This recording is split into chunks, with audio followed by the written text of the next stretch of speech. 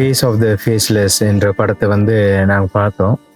அந்த படம் பார்க்கும் பொழுது அது ரொம்ப ஒரு பாதிப்புக்கு நம்முடைய பணிகளில் எந்த அளவுக்கு நம்ம ஆர்வமோடு இருக்கணுன்றதை வந்து மிக அழகாக அதில் காட்டியிருக்கிறாங்க.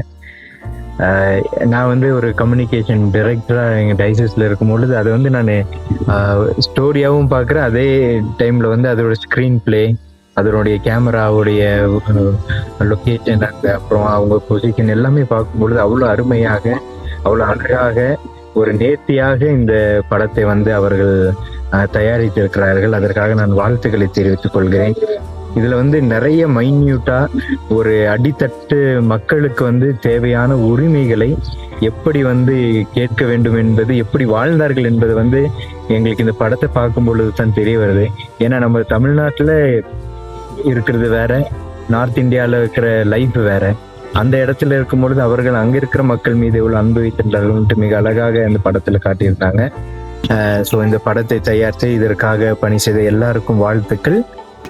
உங்கள் ஒவ்வொருவருக்கும் என்னுடைய நன்றிகளை தெரிவித்துக் கொள்கிறேன். ஏன்னா இது எல்லா மக்களுக்கும் சென்றடைய வேண்டும்.